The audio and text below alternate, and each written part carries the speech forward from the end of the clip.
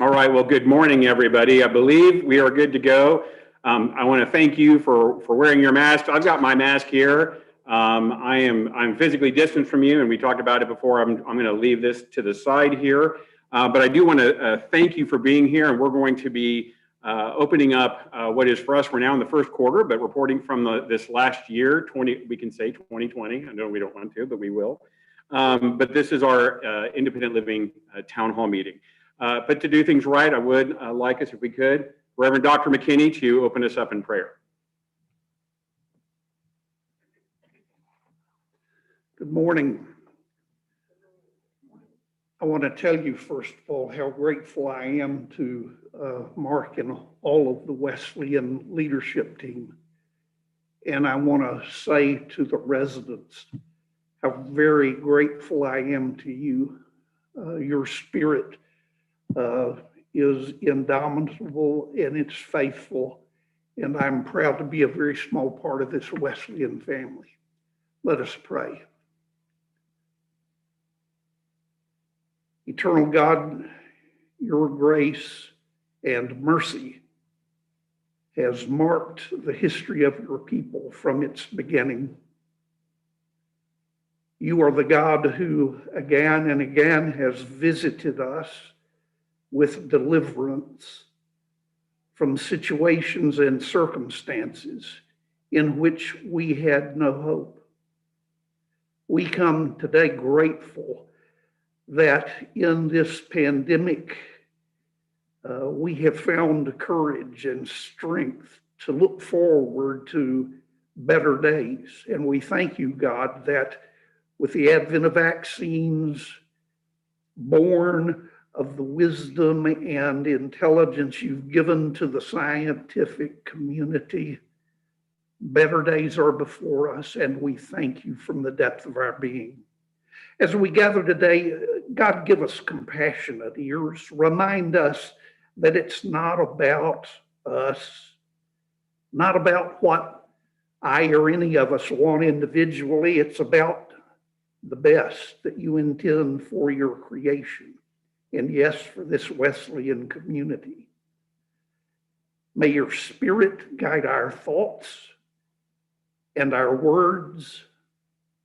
And may we leave this meeting together appreciative of the chance to be family together. For we ask it in the name of the one who is life abundant and eternal, even today.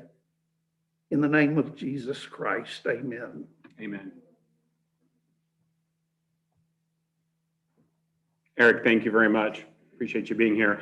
I don't know why I let Eric go first, because he says things so wonderfully beautifully and succinctly, and succinct and brevity is not always my strongest characteristic. Although I did take some notes, I'm going to share those with you. I just want to thank you. This is the third virtual town hall meeting that we've had since the onset of COVID-19 pandemic in March of 2020, actually almost exactly a year ago. Now, as was the case with our last meeting, we have some of our representatives, and I believe you can see them represented here on your screen, and to be present so that we can have some live dialogue. And the resident council was very kind enough to ask questions of many of our residents throughout the community to help give focus to what we would talk about. There are, as you can imagine, many things to talk about.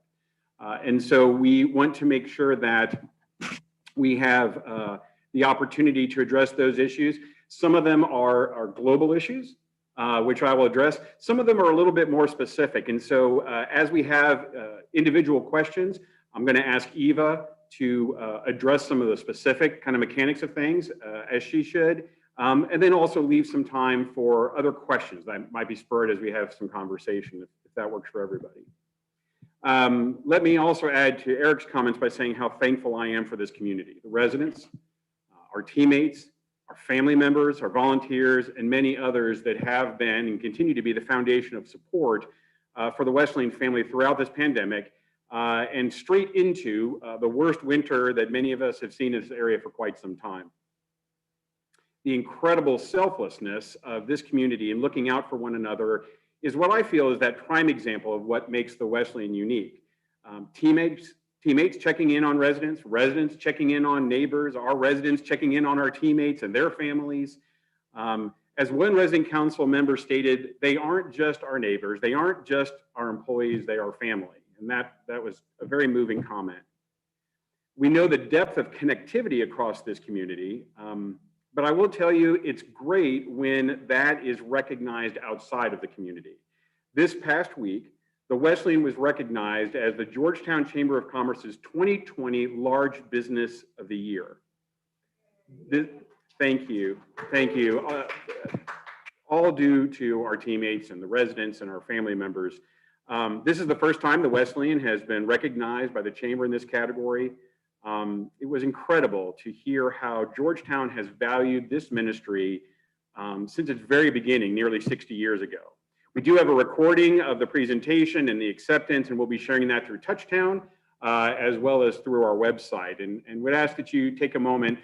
We received a wonderful introduction by Dr. Fred Brand of the GISD, and I thanked him for it. He said it was an honor to know people that he works with, that people that have gone through the school system here that know him and are supportive, and he was thankful to do that, and as we were thankful for his presentation. Well, I think probably everybody's pretty tired of talking about it, but we do need to spend a little time talking about COVID-19. It is still here, it is still present. We have received a number of questions, as you can imagine, on how we will change policies and procedures as we kind of progress through the pandemic. And it is still a pandemic, and something that we have to deal with. Now, again, Eva is lined up. There were many questions that were given to us ahead of time. They've been given to Eva to address those things specifically.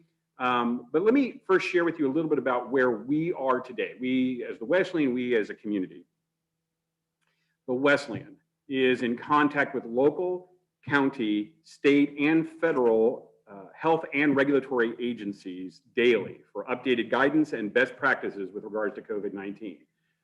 They change routinely. If there is anything consistent, it is the constantly changing environment of regulatory guidance and social guidance, all those things.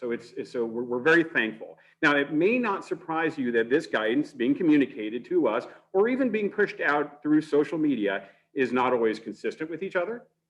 At times it's out of date, and sometimes even contradict each other. Makes it very challenging, but we're thankful that the subject matter experts, some of which you see on the screen here today, work within the Wesleyan, are able to navigate this information and glean from what is mandated to what is guidance, what is best practices, and we use all of that experience to help apply policies and procedures to our campus. Now, that being said, I've heard from many of you asking about how we're going to respond to the new guidance that's been recently shared. So first, the policies and procedures of this campus are focused on the safety and protection of our resident and teammate population, along with volunteers and visitors who come to our campus. That is our primary focus. Some people have said to me that our policies are too much, way too restrictive. There have been others who said our policies are not enough, and that they need to be far more restrictive and create more barriers. Most of our community falls in between these comments and understand kind of their role in safeguarding themselves and their neighbors. So what I do know is that our ability to successfully keep COVID-19 at bay is the continued teamwork that we have developed with all of you. And that's really hand in hand, that's how we're going to continue to be successful. So again, as I shared, Eva will address some of the specifics about how we anticipate those policies changing. Within those policies that are going to be updated, that includes the continued encouragement of mask use, solid hand washing, and physical distancing. Not keeping away from people socially, but physically distancing. As well as reducing the need for as frequent screening, modifications to our travel guidelines, phasing in the opening of various entrances across the campus, opening of dining services. We are as excited as, well, probably at least as excited as most of you are, to see an improvement in those policies, but also our whole community's health and well-being so that we can move towards at least what maybe we define as normal. But I want to make this one caveat. I think it's important. I'll probably say it a couple more times. And that is, while the horrible numbers that we have been experiencing with existing cases and fatalities due to COVID-19, really specifically over the last 4 months, but over the length of the pandemic, while they have declined, the numbers today are not good. We expect a decrease in percentages, but for those that have been impacted by COVID-19, percentages don't mean much. The people that have been impacted in their lives mean everything to them. And we need to focus on that. Someone asked me, how many is too many? Having a case is too many to us. We don't want for that. But it is important to celebrate when we have decreasing percentages. On the Department of State Health Services call yesterday, and we have these calls every single week at 4 o'clock, the state reported over 30,000 new cases in just the last week. 30,000. That's almost the number of cases that occurred newly this week almost matches the number of people that have been vaccinated in Williamson County. And over 1,800 new deaths. And as the Associate Commissioner on that call said, improving numbers are good, but they're not happy about those numbers, and neither are we. So what that means is that if we see numbers climb, and of course there is this concern with spring break coming into play, if we see a resurgence due to variant strains or some other unpredictable trend, because this is still new, this is a novel virus, we will revisit our policies in conversation with you to be proactive in protecting our residents, our teammates, our family members, and this whole campus. Because again, that is our focus. And when I talk about we, not only am I talking about the Wesleyan community, but I'm talking about Williamson County and Georgetown in general. Still, at the beginning of this week, Williamson County is in phase red. The definition for phase red is uncontrolled community spread. That's a pretty serious definition. And we have to respect that. And it's not to be hampered by it. It's not to be, we're always planning for continued growth and development to move back, but we have to recognize where we are.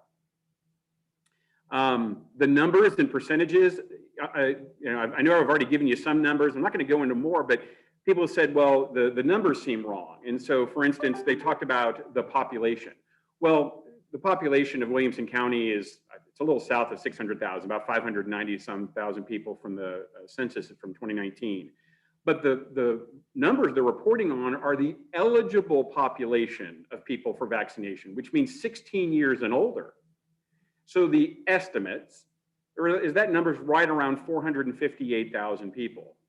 As of yesterday, noon yesterday, 7.3% of that population has been fully vaccinated. 7.3%. That's a little over 30, well, it's almost 34,000 people out of 458,000. Great start. It's a good start. We don't want to stop that momentum. We are far from done. The concerns presented us at this time have been the predicting of a surge, and we have to see what that looks like. People ask me about the variants, and I will tell you, I'm not a clinician. I work with amazing clinicians and people that have been in this industry. I'm proud to serve with great subject matter experts in it. But we may see variants. Again, this is why we tie into those communications every single day to do what we feel is right to protect and to guide this community. Now, the CDC has released some updated guidance that begins to outline how those that have been vaccinated can start modifying restrictions in their own households. But the health agencies, even alongside this guidance, still say in public settings, mask wearing, hand washing, physical distancing is highly, highly encouraged and required in places that are still mandated. And that's the thing. There's a lot of conversation. I was told you can't mandate this because the governor said this. Like the Wesleyan community, we have different levels of care. And so the state actually mandates mask use and different visitation policies in our skilled nursing, in our assisted living, and that's different from independent living. And because we know that there's no one size fits all in policy and procedure, we really do want to make sure that we are making the policies and procedures appropriate to each environment, which means we're going to have different policies at different levels, which means those of you that are volunteers or have friends or family at different levels will have to follow different policies and procedures. But we're going to communicate them with you. We're going to remind you. It's not something you necessarily have to remember at each level, but just want you to be aware of the fact that that's in place to safeguard, again, everybody that's here, residents and teammates alike. I have been asked if I am pro-mask or pro-vaccination, if I support more restrictions or less restrictions. Having been raised in a family of ministers and spent some time in public advocacy, I will tell you that my answer is that my role as the steward of this ministry is to be pro-resident and pro-patient, pro-teammate, and I am for the highest quality of care for this community. The rest of that stuff is trappings. The rest of that stuff is the guidance in the moment. But I think if we stay focused on you and those who are in service to you, our colleagues, our family members who care about you and want to be with you, and the vendors and volunteers who are supportive of this community, if our focus is on doing right by them, that's where we should be. And so that is my answer. So please continue to work with us. Again, our success has been from you. Please continue to work with us. And we are going to talk specifically about policies. And at the end of my comments, I'm going to have Eva respond to a few of those questions. So if you'll just hold tight, we'll go through that. But we're going to move on a little bit from COVID-19. We experienced a winter phenomenon unlike any in the recent history of Georgetown. Social media has called this many things. I do like Snowvid. I thought that was funny. Snowmageddon probably felt a little bit more appropriate. But regardless of what it was called, it was harsh. It was unforgiving. Its impact was felt across this nation, this state, and specifically in this community. Again, I cannot praise you all enough. For those who jumped in to take the opportunity to help your neighbors, to watch out for them, to check on them, to make sure they were doing okay. I think my favorite was we had set up a rotation for people to do like a check, knock on the doors, and they had kind of like block captains and all, and they would go through and check, and someone didn't answer, and they came back an hour later, and they knocked, and no one answered. They came back and knocked, and no one answered. Finally, somebody answered, they said, I was taking a nap, which I think is great. That's wonderful. Because they cared. They wanted to make sure that people were cared for. Our teammates, once again, showed us the heroic commitment they have to this community. Many worked 24 hours straight, slept over in the buildings to make sure they were here to provide care and services, traveled through treacherous conditions because they knew that they were needed. When we hear stories from neighboring communities about how care centers were abandoned by staff, the residents were left to take care of themselves, that the community had to come together just to make sure there was food and there was warmth and blankets. I'm reminded that this is not just a place for our teammates to work, it is their home with a family for whom they care deeply. I will say I'm proud of the leadership. They were very proactive and immediately promoting and asking for emergency pay on top of routine wages for all the staff that were here on site, for all the full shifts that they worked in addition to providing meals and sleeping and bathing accommodations for them, while they were also still without power and utilities.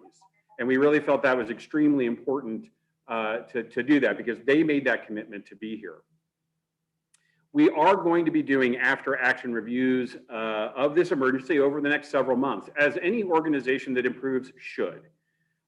There were many, many things that were done very well, but there were also ways to improve upon our emergency preparedness.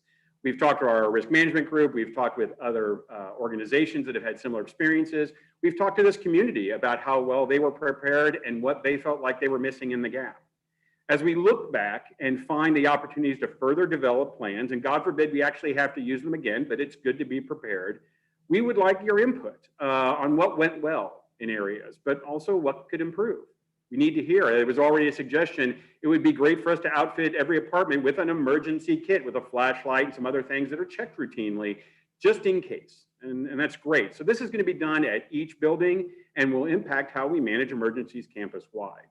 There's always an opportunity to learn. Another area of great interest to you is the strategic plan of the organization. It is, I have to confess, it's a little weird at times to be thinking years in front of us when we have such important and heavy things on our plates today.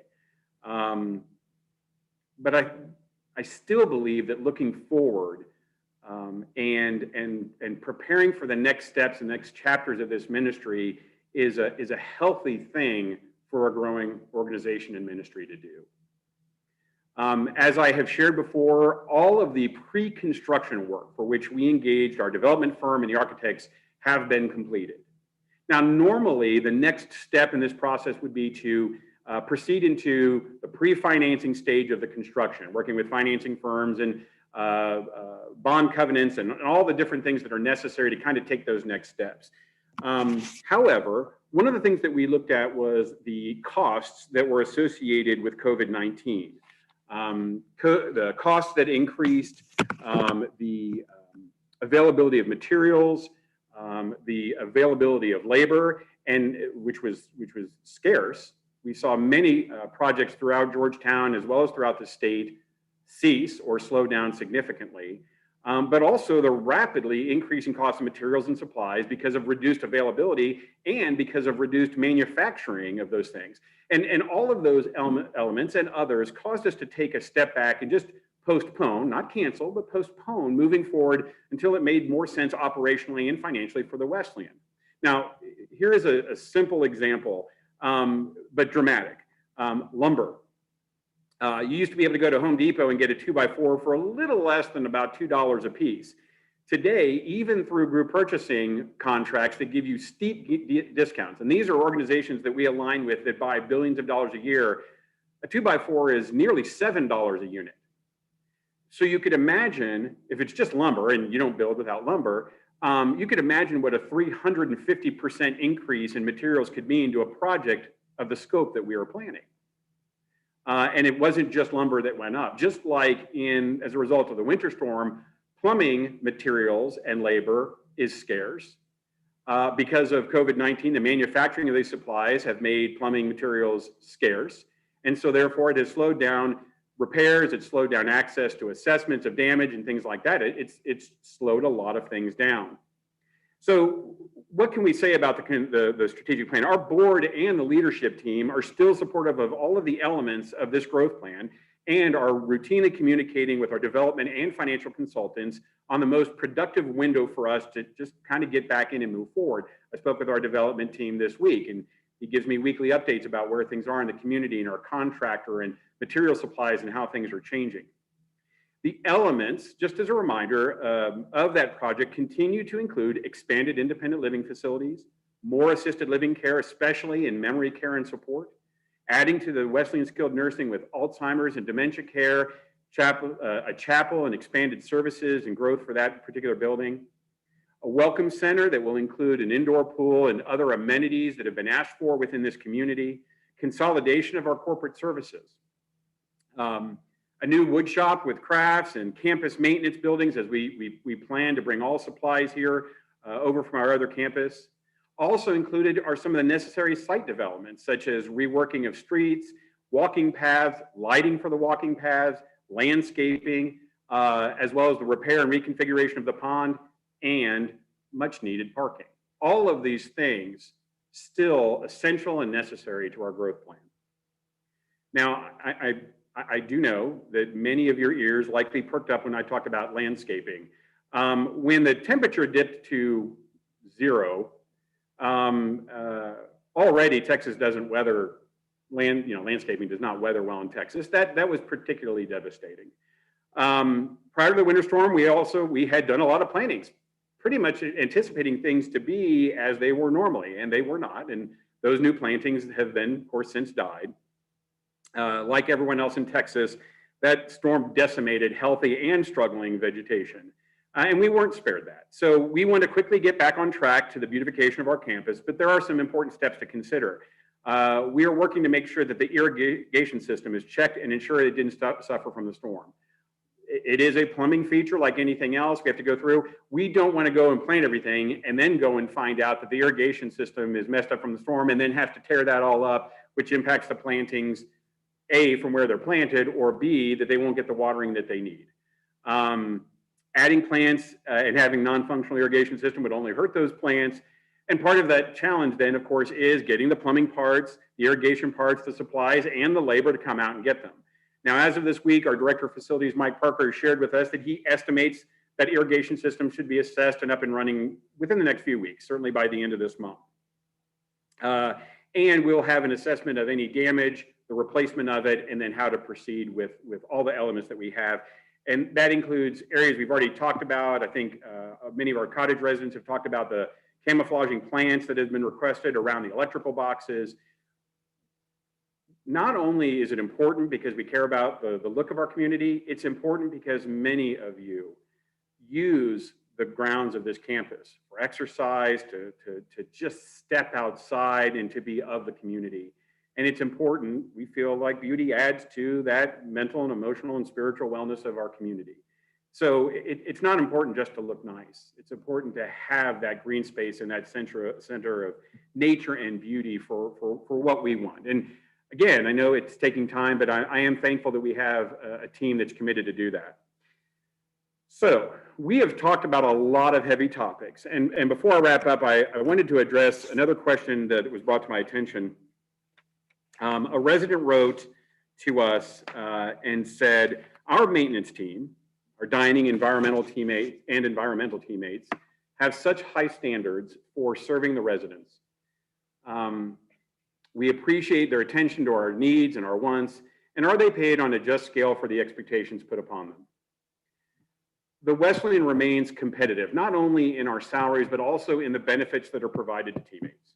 We offer health insurance where many organizations don't, and have increased those benefits of those plans while at the same time reducing their premiums.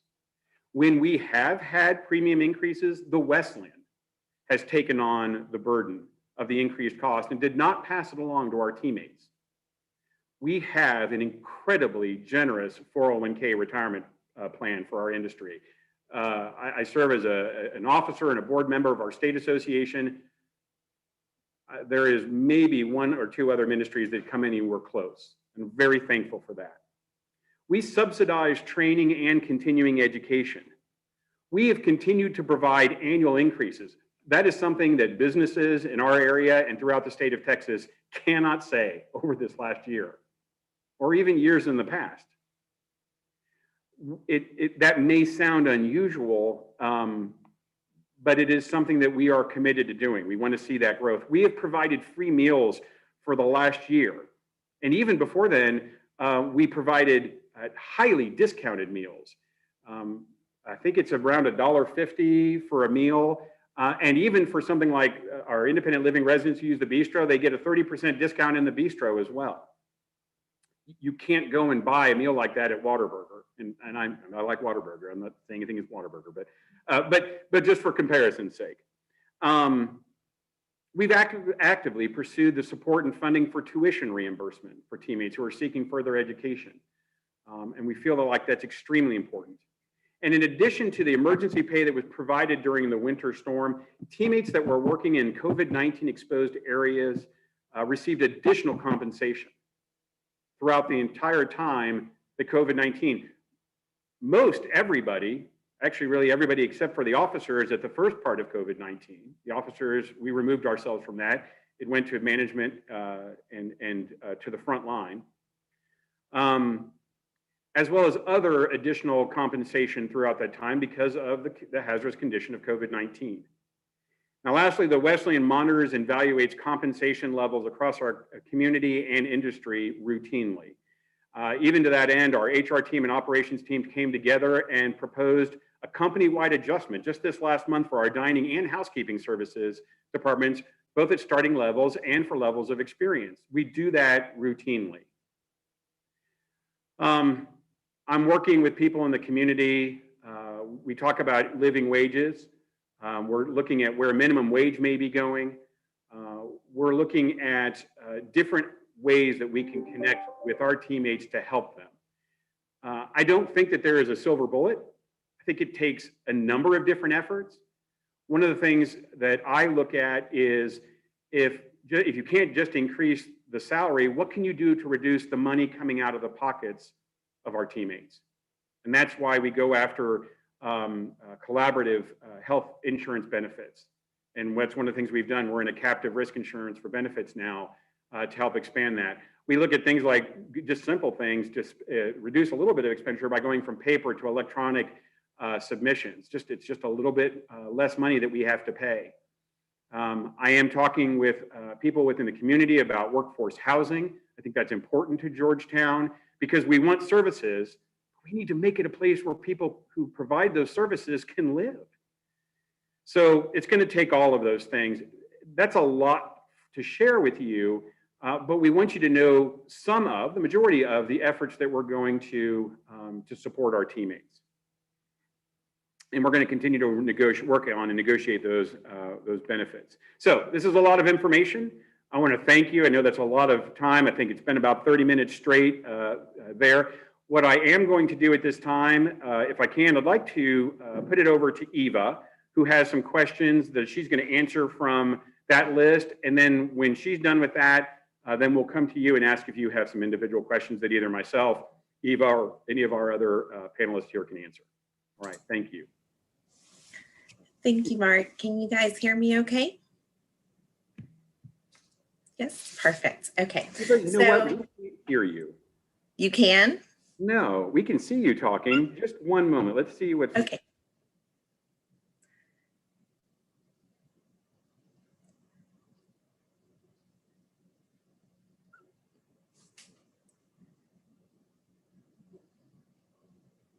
And say, can you hear me now?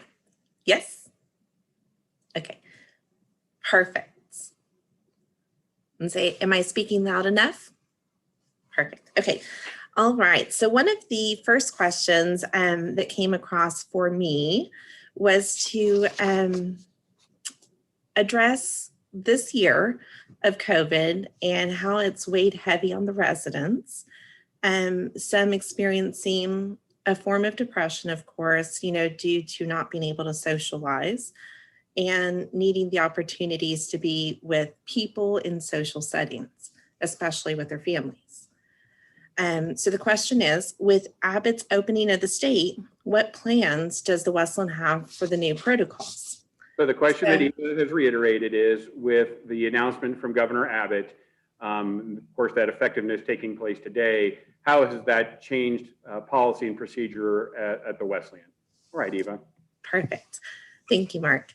So with that question, I'd first like to preface it with the first change that you're going to notice is going to happen on March 15th. In order to have enough education for the team to prepare everyone for these upcoming changes, we wanted to give us a few extra days to get ready for that. So nothing will change. Pause just 1 second, Eva, because I think it's important. Is everybody hearing this? No. So Eva, if you don't mind, I'm going to just kind of bullet point that if we can. What Eva is sharing is that we are asking for an effective date of March 15th to move forward our policies and procedures. It gives us several days as there's clarification from guidance that we receive from the state and so on and so forth for us to kind of enact these things, create communications, communicated to teammates on how they're going to have to change practices and to our residents as well. So March 15th is kind of our effective date for those changes in policy. Eva? Perfect. So on March 15th, the first change that we have made is that our Postal Service delivery members will be allowed into the communities to place. Will be allowed to come into the community. And they will be placing your mail in your mail slots. So please know not to look outside your door or in your cubbies for your mail. It is now going to be in your mail slots effective Monday. Your mail slot and not in your cubbies. You don't have to watch the window for people coming in. There were, by the way, Eva, you can't hear it, hallelujahs and thank you. Clearly, there is a great love for our postal carriers in this room in this moment. We are excited to have them back, absolutely. So another change as of Monday will be that non-essential transportation will be reinstated. Non-essential transportation will be reinstated on March 15th. And the only requirement is that residents will be asked to wear a mask while in those transportation vehicles. Because physical distancing is difficult in those transports, we will require mask use in that transportation. Even though it's non-essential, mask use will continue to be required in those transports. So the much awaited reopening of our dining rooms will also happen as of Monday. Monday, our dining rooms will be opening. Please know that they will reopen with 3 different seating times, which we will share. And we will share those with you. So that you're aware of when your apartment seating time would be. Please keep in mind. For the different apartments will be assignments, and we'll communicate that to all of you. Yes. Please keep in mind that there are going to be protocols that we ask that you take in the dining room, such as wearing a mask when entering until you're seated at your table, and then upon leaving. So as we talk about protocols, again, in relation to physical distancing, we are going to ask that you come with a mask, that you enter into the dining room with your mask. Obviously, you're not eating through your mask. You'll be able to take that off, but then when exiting, and that's just to protect others that are around. And the reason why we're doing multiple seatings is we're actually going to spread out the dining room, so there's a little more elbow room between people. But to enter and exit with a mask. All right. Perfect. I will say that our dinner time will be open seating for both dining rooms. So there will not be an assigned time for your apartment at dinner time. And the reason for that is because there's less that partake in dinner time generally. Because generally we have greater participation at morning and breakfast. The dinner time will be open seating, and so it will not be an assigned situation. And that'll be for both dining areas. Perfect. We will have the ability to have meals to go. We ask that you come down during your assigned time, go through the line, and of course, they will package your meal to go in a packaged container, disposable, so that you can enjoy it in your apartment setting if you so choose. So meals to go will continue to be available. To get your meal to go, you still would come down during your assigned times, and it will be packaged as it has been for transport. Correct. I feel like I'm sorry, I just hope I'm doing okay. You're doing amazing. And I'm trying to remember to pause to allow that to happen. So please let me know. Again, okay. Is not my thing. Go ahead. Okay, so then I want you to know that we will still offer meal delivery at no charge through the end of March. So as this is a transition time, meal delivery will continue to be provided at no charge through the end of this month, the month of March. Correct. Okay, so that covers the majority of our dining rooms.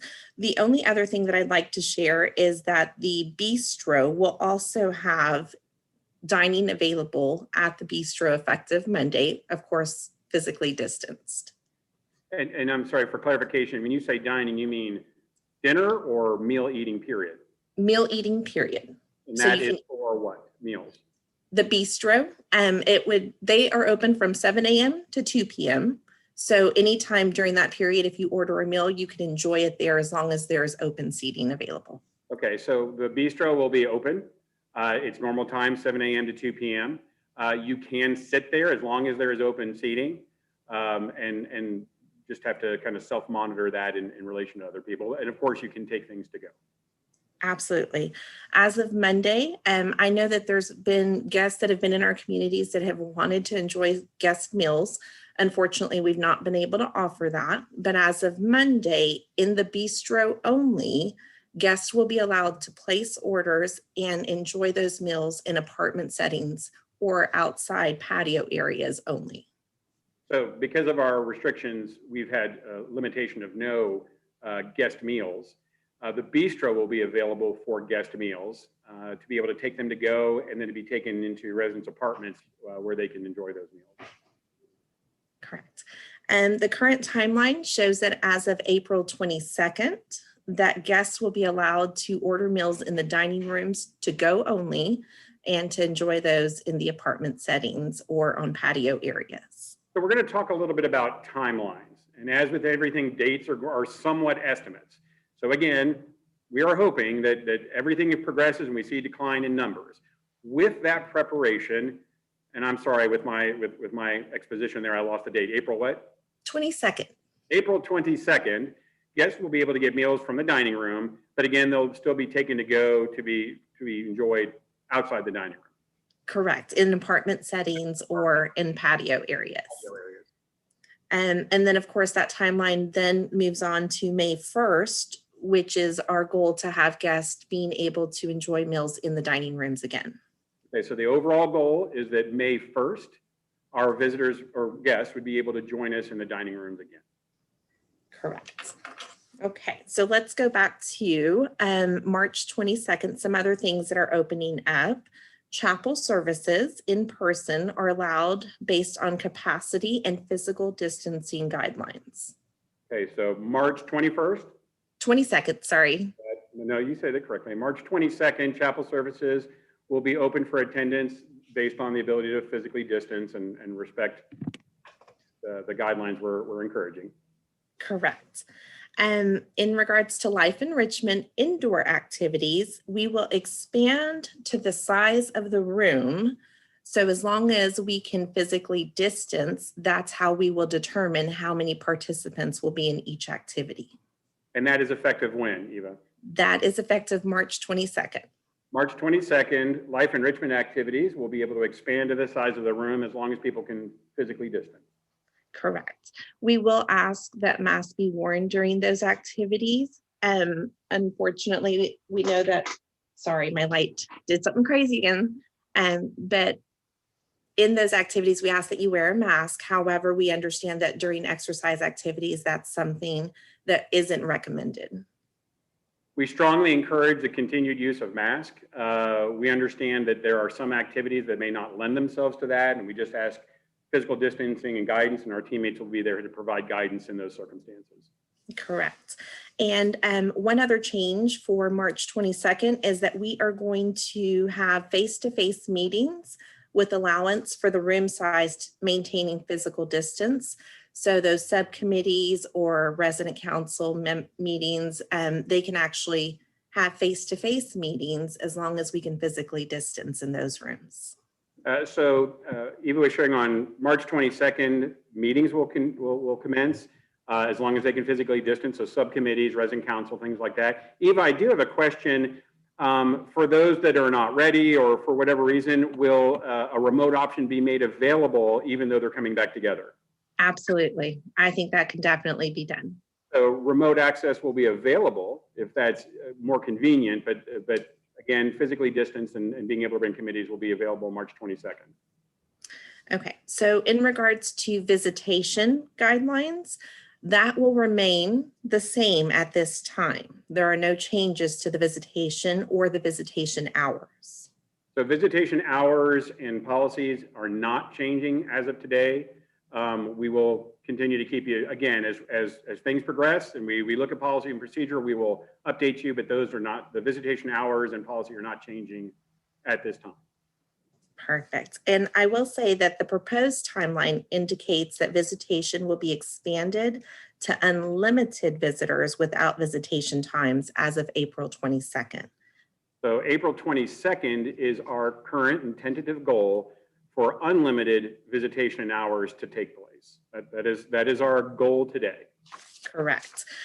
Please keep in mind that all visitors, vendors, and teammates are still required to screen in and out of the community each time they enter. Visitors, teammates, and vendors, anybody coming out to the campus will be required to continue to screen. That is a requirement, a mandate. Correct. And for residents, as of Monday, you will not be required to screen in and out of the community. However, we do ask that you check in and out of the community through an electronic system that we hope to install very, very soon, hopefully by the end of this week, early of next week. So, I'm sorry, Monday? Yes, sir. So Monday, residents themselves will not have to screen in and out, coming in and out of, well, actually, just in this way. But we are going to ask that you check in and out, and we're hoping to come up with a system that's kind of a quick electronic system to help with that process, to kind of expedite it, but that'll be just for residents. Correct. As of April 15th, outside entertainment will be permitted as long as we are still moving along correctly in the guidelines. Eva, I'm sorry, my email notification went off. You said when? April 15th, outside April 15th, entertainment will be outside permitted. entertainment will be able to come into the campus. Yes, perfect. Okay, so I think that's the majority of the changes that are coming, of course, with just a glimpse of what that will look like. But I did want to also touch on another question, which is when can the residents go out overnight and not be quarantined, especially when they want to Question visit is in family? relation to travel guidance for residents and not having to quarantine. Correct. Okay, so according to the CDC, travel is still not recommended as it increases your chance of getting and spreading COVID-19. However, if you must have an overnight stay outside of the community, we ask that you follow the CDC recommendations for self-quarantine if you've had a potential exposure while you've been out. Okay, so I want to make sure that I understand and I'm clear on this. So the guidance from CDC recommends, obviously they're concerned. The expressed concern is that traveling anywhere else is a less controlled environment, so there's the potential for exposure. And so they recommend against it. But if you must, or if you do, you have to be aware of kind of what's taking place. And the recommendation that we would ask is that a person self-quarantine when they are aware of the potential exposure that's out there, or people that are, possibly asymptomatic, but are COVID-19, and that you would self-monitor and self-quarantine. Is that correct? And is there a time frame with that? Yes, sir, there is. So the idea is if you can physically distance, wear a mask, follow all safety precautions while you're out, then the need to self-quarantine may not be there. So what I would ask is for residents to please visit with me when they are having those overnight stays so that we can discuss what that looks like for each one, because I know it's going to be different. We have to consider whether the person or people they've been with are high risk, low risk, were they able to physically distance? And then of course, when coming back, what does that quarantine look like? Currently, the CDC is recommending a 7-day quarantine versus the 14-day that this local health department has. We're going to go in reverse on that and say the CDC is recommending 7 days versus the 14 they had traditionally. But Eva has offered to meet with people. We know that all experiences that take place are different than others. And so as she was stating, in one circumstance, if you can wear a mask and physically distance and follow all those protocols while you're gone, then quarantine may not be necessary. So Eva will be happy to meet with people as we kind of ease our way into this to give some guidance how to minimize that disruption that would need to take place. Correct. Okay, so I think that is all of the questions that I had in regards to the reopening or what that looks like. But there was a question regarding the emergency pendants that our residents wear. Okay. So I'd like to kind of cover that. So the question regarding use of the medical pendants that everybody has. Eva, go ahead. Correct. So it was more of a statement than a question, and it was to please remind residents that the importance of wearing the monitor around their neck at all times, including in the shower. So just that reiteration that they are waterproof, that it is safe to wear during your entire time in the community, and to please know that they do work in our walking trail areas, our cottages, both of our buildings, and that we do respond to those when they are depressed and alarmed. Also, we would like the residents to know that if you question, is mine currently working? Stop by a reception desk. Allow them to go through the test process with you.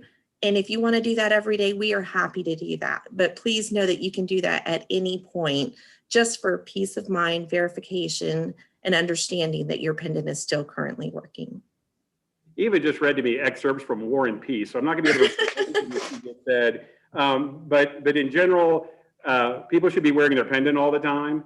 It is water resistant, so when they say all the time, it really can be all the time. It can be worn in the shower, bathing, whatever the case might be. They are going to respond to it wherever you are on the campus, walking trails and around, as well as in When you say our other buildings, you're referencing what other buildings, like assisted living? Just east and west. Only within the independent living footprint.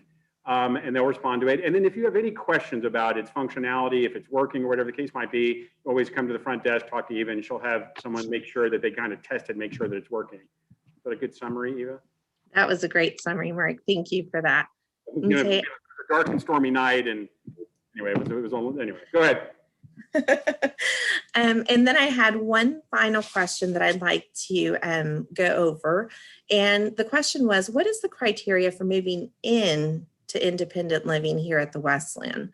So the idea, of course, is that any resident has the right and ability to live in their apartment setting as long as they're able to provide for themselves, even if they choose to bring outside sources in to assist them.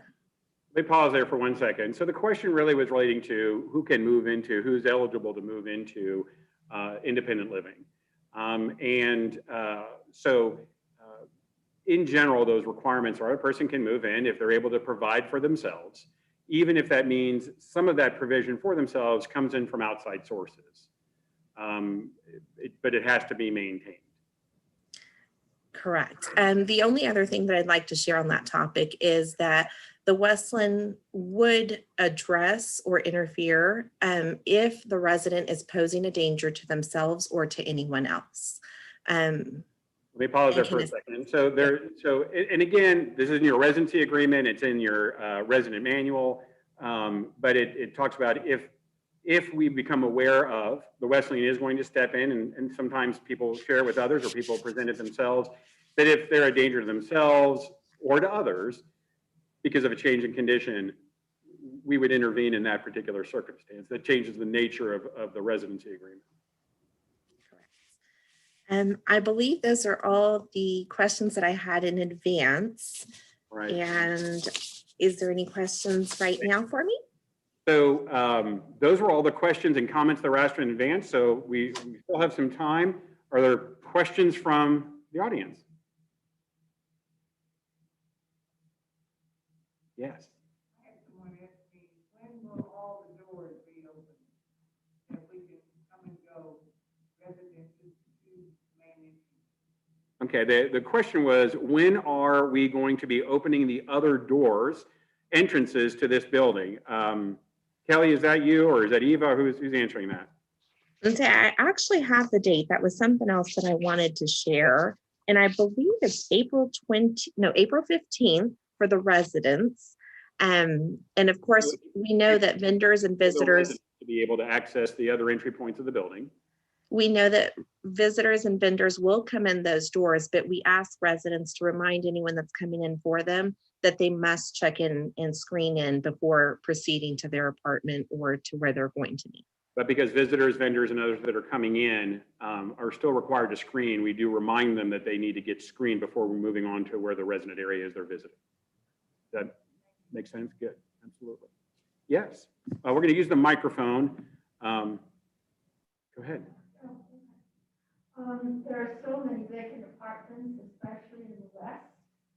Is there anything being done to encourage and entice residents to move here? Yes, it's a great question. So a couple of things, and one actually that I missed, I'm glad that you brought up. As you can imagine, transitioning into a community like this during COVID-19, for any community, has been challenging for people, mainly because it's coming into a new environment, but also because some of the people that are here, it challenges them as well, because you know who you know, you don't know who you don't know. And so that's made it a little bit challenging for people. You don't see it because you don't see the marketing reports, but we have had a huge influx of inquiries and referrals for people that are coming in. That's really picked up over the last several weeks as things are improving. But one of the things that we're going to be very intentional about for Independent Living West is this. With this time, with this change, with these opportunities for opening, we are actually going to be advancing one component of our construction plan to advance the remodeling and updating of Independent Living West while we do have some reduction in census. We think it's a good time. It's less disruptive for the people that live there. We actually already have an interior design schedule.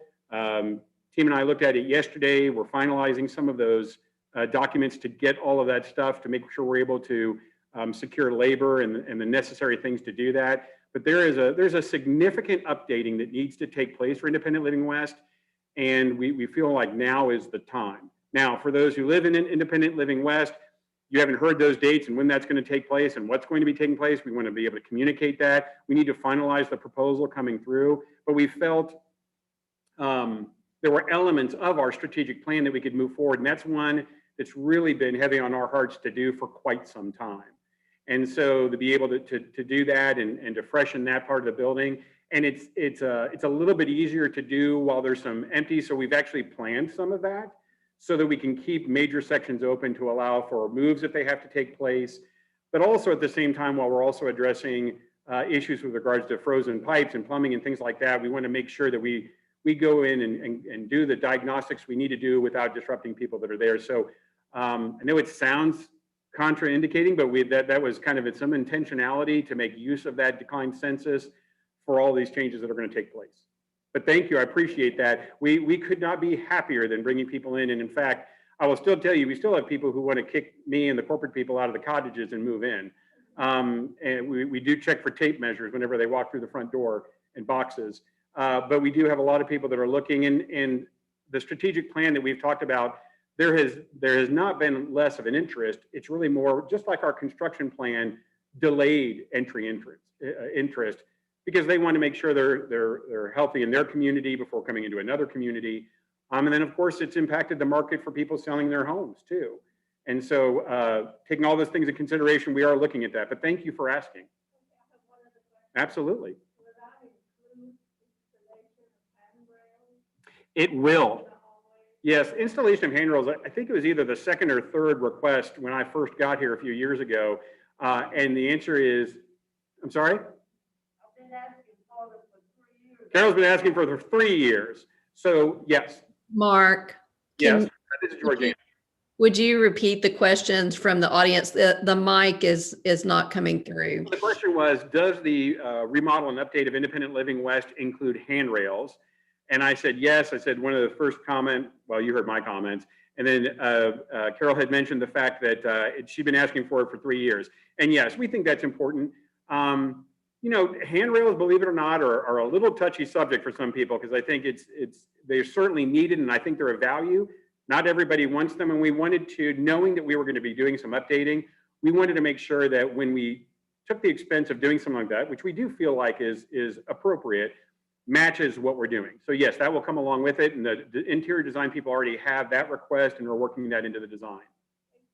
I've had the request that they use a rod rather than like what they have in the east building. They would prefer a rod that they can put their hands on. So the question, or the statement really, was more of a preference for the type of handrail, which is a rod versus the ones that are here. I appreciate that. I think we are going to take input from people. Some of it has to do with what can be done, what can be secured to the wall, what the safety standards for the building code is, obviously aesthetics. So we will, you know, I can't tell you today because I actually don't know what it is, but we'll be looking at what those recommendations are. I think what will be important is to find out, maybe that request comes as a function of they don't care for the ones that are here, and maybe we can find out what that reasoning is. Is it grip, or, you know, what are they looking for in that type of handrail? So we can ask that question, and Bethany, if you'll just remind me of that when we talk and do that plan, we ask that question. Thank you. Any other questions or comments? I'm drinking hot tea, by the way, just so I can. I don't have a question. I just have a comment. At the opening, you mentioned your appreciation for everybody. I think I speak for everybody in both buildings, how much we appreciate everything the teammates top down did for us. And as my daughter kept calling me, "Are you okay?" I said, "I am much better off than you are." because I have hot food and I have everything I need, and I'm not having to cut down a tree, et cetera, et cetera. We really, I can't begin to tell you how much we appreciate everything you all have done for us. You're here. Thank you. Thank you. I'm the one who gets the privilege of standing here and getting to hear that. And I will make sure when we do have a teammate town hall meeting, and we'll make sure to share those comments, representing over 400 plus teammates at all levels. And it requires all of them to make it work. They always have a smile. They do always have a smile. And you know what, even I think sometimes they smile on the outside, even though that smile is not firmly entrenched inside, because it's tough work. They care about each other.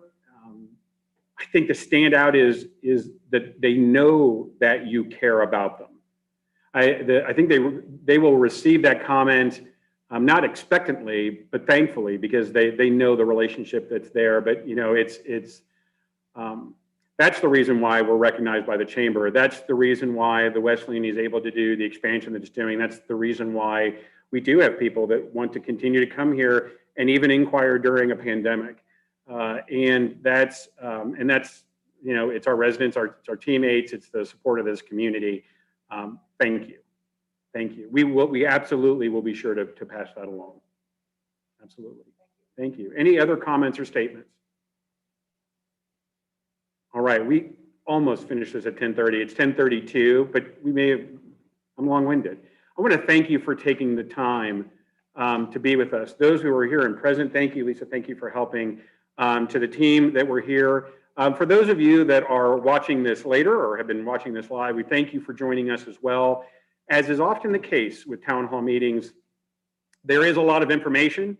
So it's great you'll be able to go back and kind of take a look at it, but it also might spur on questions. The town hall meetings are a great place to ask those questions. They are not the only place or the only time that those questions should be asked.